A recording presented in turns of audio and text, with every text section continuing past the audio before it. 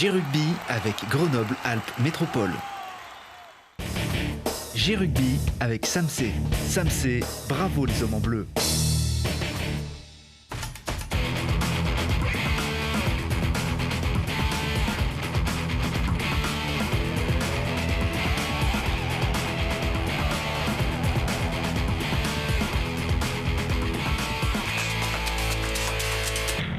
Bienvenue à tous, ravi de vous retrouver dans G-Rugby, le nouveau nom de votre émission qui est ici déjà depuis 10 ans sur votre antenne. Merci de votre fidélité à notre chaîne locale et bienvenue à deux locaux. Alors Steve Blanc-Mapaz, bonsoir.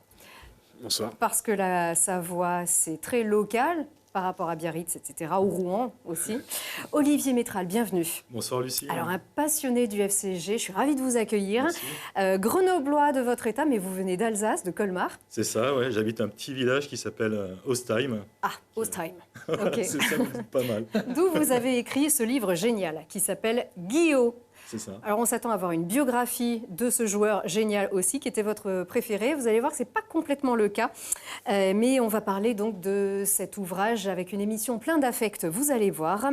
D'abord, des nouvelles de notre équipe préférée, donc, avec ce qu'il faut retenir de la performance à Aurillac. C'était vendredi dernier. Alors, pour nous, c'est ça. C'est la feinte, puis la percée d'Enzo Selponi, qui va faire un coup de pied génial lui aussi, qui va finir derrière la ligne et sous la main d'Ange Capozzo. Une action splendide. Hein. Oui. Oui. Ouais, voilà. Ça, c'était splendide. Ouais. Voilà. Ça rattrape un petit peu, on va dire, ça fait oublier ce qui a précédé, qui n'était pas votre meilleur match. Hein.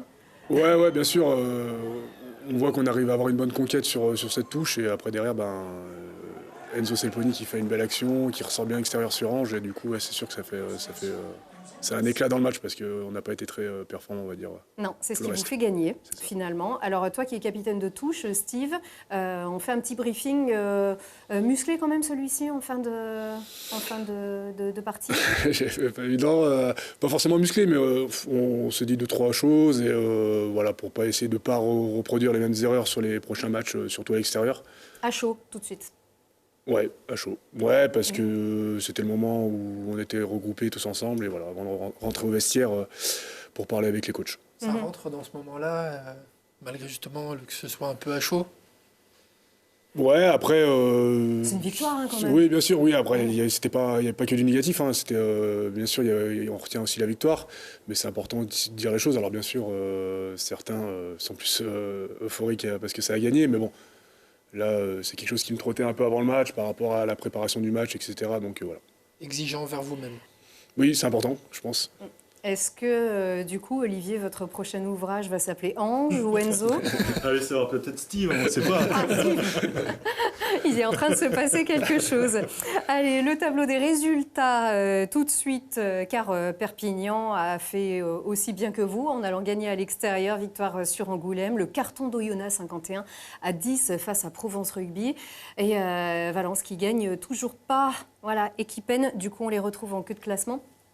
On regarde du coup le classement, vous êtes toujours en tête, mais derrière Perpignan à égalité de points. Oyonnax est juste derrière, Colomiers est vraiment pas loin, une belle saison de Colomiers aussi. Voilà, on regarde toujours devant, on ne regarde pas derrière. Objectif, les playoffs le mieux placé possible et champion Pro D2.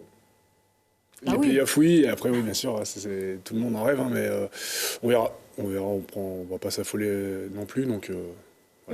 Prochain épisode au Stade des Alpes, c'est dimanche à 14h15 face à Angoulême. On vous souhaite bien sûr tout le meilleur. Voilà, et Perpignan, oui, Grenoble-Perpignan a été programmé au jeudi 13 février à 20h45. Voilà, ouf, juste avant la Saint-Valentin. Souvent, c'est un petit peu compliqué, ces histoires d'amour sur le terrain aussi, surtout face à votre meilleur ennemi de cette saison. Steve, tu es passé par la blessure à ton arrivée ici à Grenoble, où tu avais souffert assez rapidement d'une blessure aux ischios, hein, c'est ça? C'est ça. Et entre autres pépins aussi, en fin de saison, tu as été encore un petit peu embêté. Tu l'as vécu vraiment, cette frustration dès ton entrée en top 14?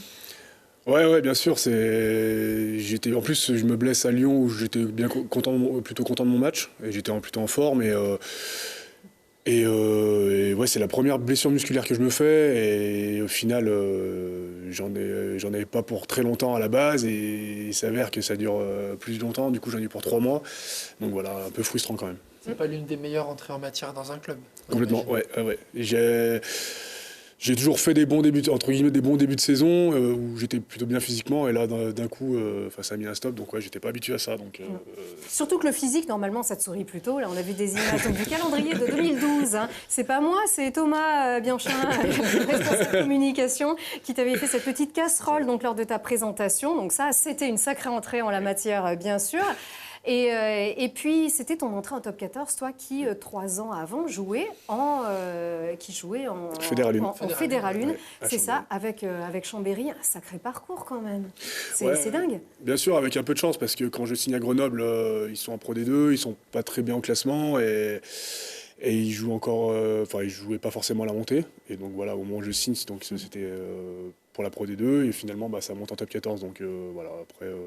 la chance, ça a souri et il a fallu en profiter, donc voilà. Du coup, Pardon, je t'écoute. C'est des histoires qui arrivent quand même plus souvent dans d'autres sports que dans le rugby. On sent que d'habitude, il y a plus cet écart entre la Fédérale 1, la Pro D2 et le top 14. Ouais, il y a pas mal d'écart. Après, avec Chambé, on avait quand même... un bel effectif, on avait, ça tournait plutôt bien. Et après, je signe à Vannes, où je découvre aussi la Pro D2. Après, j'avais vraiment envie de rentrer dans la région, et voilà, je signe à Grenoble, et avec de la chance, je joue en top 14 pour ma première fois. Quelle équipe, en tout cas, cette équipe de Chambéry, avec tous ces joueurs qui ont fait des beaux parcours. Aussi, c'était Cyril Villain là-bas, bien sûr, que tu retrouves ici. Cyril Villain là-bas, Ben Simon-Côte qui est prépa physique ici, Beka Gigashvili. Ouais, il y avait on a croisé pas mal de joueurs, ouais. Donc c'est la maison et c'est un petit peu on va dire le plus haut niveau que tu découvres tu as 29 ans maintenant, c'est ça? Ouais, c'est ça. Et cette saison, du coup, est-ce que cette expérience, même si elle a été quand même un petit peu amputée, cette expérience en top 14 pour toi, déjà par une descente, mais aussi par une blessure, ça te sert quand même aujourd'hui pour faire une grande saison de Pro D2? Oui, bien sûr, faut pas jeter les choses, il faut au contraire s'en servir et puis essayer de rebondir du mieux possible. Et puis si j'espère on a la chance de remonter en top 14, m'en servir davantage et puis voilà, profiter encore plus que la saison dernière. Grenoble, c'est quoi pour toi en un mot? Allez, en un mot, en 2 mots. En toute honnêteté et sans langue de bois. On rappelle que tu es d'Albertville. Pour moi, c'est un club de top 14. Après, il y a du travail, bien sûr, mais voilà, je pense que c'est un club de top 14 et je pense qu'il y a largement les moyens pour s'y maintenir. Très bien. Et pour vous, Olivier, est-ce que c'est une claque? Une claque. En un mot, une claque. Non? Celle que vous aviez pris quand vous étiez gamin. Ouais, ça a été une vraie claque. C'est vrai que ce que je raconte dans mon livre, la première fois où j'ai vu un match au FCG, ça a été une vraie claque dans la tronche, hein, on peut le dire. La tronche, ça va bien pour parler d'ici. Donc, ça m'a pris tout de suite aux tripes. Et j'ai toujours gardé cet engouement pour ce sport et ces petites choses qui se passent avant les matchs, aussi cette tension qui peut exister chez le supporter. C'est ça. Le silence des transformations, la boue qui maquille les gros. C'est ça, ouais. C'est un vrai spectacle, un match de rugby. Ça se passe dans tous les côtés du terrain, sur la ligne de touche, dans les tribunes, sur les poteaux, en haut des poteaux, où, comme je vous dis, les perches, elles dansent sous l'effet du fun. Voilà, en ce moment, c'est le cas aujourd'hui. En ce moment, c'est le cas. Oui. On voit que vous connaissez vraiment la région. Et c'est un joueur de foot qui vous parle, en plus. Voilà, c'est ça. C'est vrai que j'ai commencé par jouer au foot à la MJC Foot Clé. Hein. C'était le club, parce que je viens de Clé. Et c'est vrai qu'à l'époque, comme je le dis dans le livre, à Clé, on jouait au foot ou on ne jouait pas.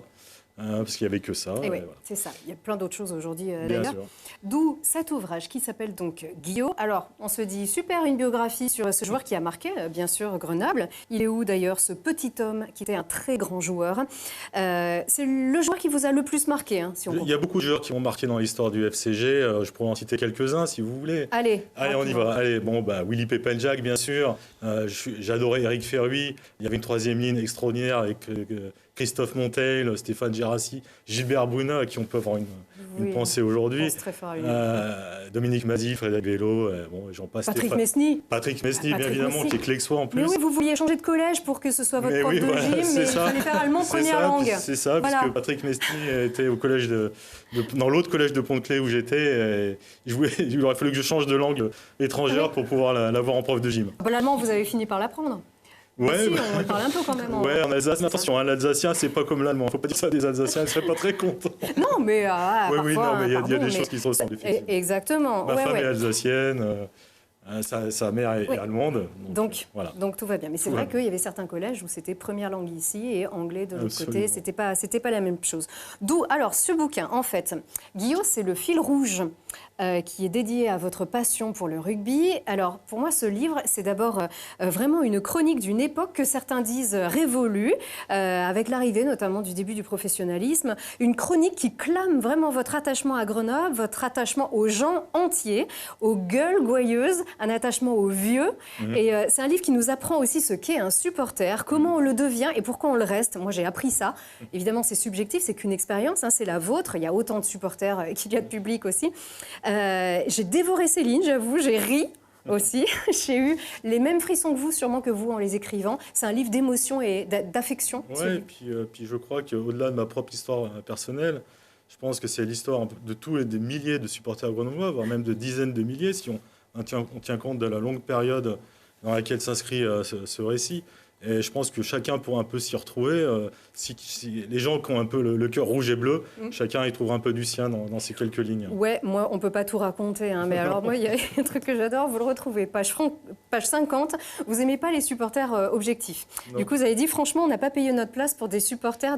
pour supporter des commentaires objectifs. Donc, je trouve ça assez génial, puisque tout est... en général, voilà, on partage ça et, Voilà, et on partage ça on sait que tout le monde entre est gens, d'accord. d'ailleurs, qu'on ne connaît pas, qui sont à côté de vous au pesage, à l'Hédiguière, et avec qui, comme je dis, on va partager 1h30 ensemble, tous à fond avec nos rouges et bleus, et puis après on va tous se quitter, repartir dans nos familles avec une autre histoire, mais on aura été tous là, très soudés pendant 1h30, et tous derrière notre équipe. Voilà, c'est ça, en fait. C'est une chronique de tout ça, ce bouquin. Et vraiment, Steve, quand tu l'auras lu, je vois que tu l'as ici, tu réaliseras des choses que peut-être vous ne réalisez pas quand vous êtes sur le terrain. Et vous ne réalisez peut-être pas, en fait, ce que vous représentez, alors que pour vous, c'est un sport, c'est votre métier. Et là, c'est vrai qu'il y a des choses absolument incroyables, dont un des moments les plus forts pour vous, c'était cet essai de Buteau. Et alors, il n'y a pas tout ce qui remonte, parce qu'il faut remonter 4 minutes avant. Il faut remonter 2-3 minutes avant, mais je pense que tout le monde pourra retrouver ça sur Internet. C'est un essai assez incroyable, où il y a un peu tout ce qui fait du rugby grenoblois dans cet essai.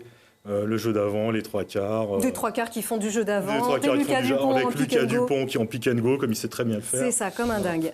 Et exactement. Et puis, bien sûr, c'est Grenoble-Toulon que vous définissez mieux que quiconque. Voilà, beaucoup, vraiment, c'est très attachant. Des recettes de grand-mère, on apprend ça aussi, parce que ça fait partie, c'est vraiment la vie des gens. Voilà, toute une chronique, vous racontez même votre permis, parce que voilà, tout ça, c'est en fil rouge, et j'ai trouvé ça vraiment super sympa. D'ailleurs, vite avant que j'oublie, il y a l'association des Rouges et Bleus qui organise le 21 février une journée boudin à la Chaudière avec purée et pommes. Alors moi j'adore ça, de 9h à 15h à la bodega de l'Hédiguière, ça vous plaît, ça c'est une info pour vous. Ah bah absolument, c'est une info de premier ordre. Exactement, puis c'est bon le boudin. Ah bah j'en ai mangé hier, vous voyez. Et ben voilà. Donc voilà, 21 février à la bodega. Allez, en un mot, pourquoi lire ce livre ? Pourquoi lire ce livre ? Pour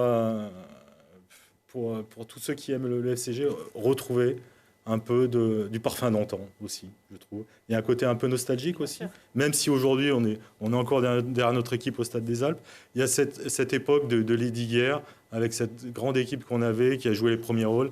Voilà, il y a pour tous un peu les nostalgiques, mais aussi pour les gens qui sont aujourd'hui encore derrière le FCG. Absolument.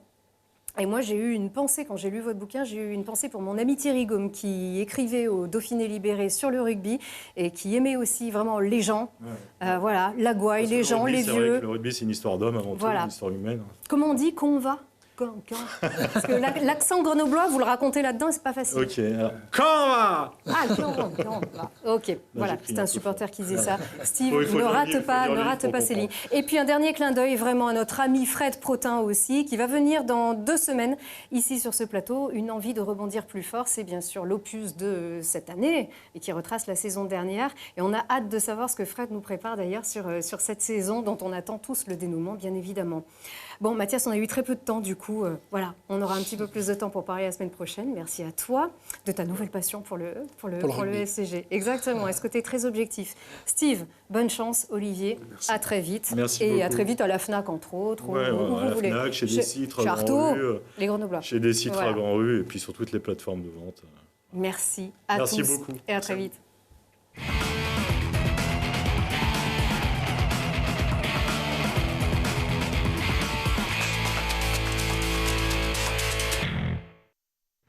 C'était G-Rugby avec Grenoble-Alpes Métropole. G-Rugby avec Samsé. Samsé, bravo les hommes en bleu.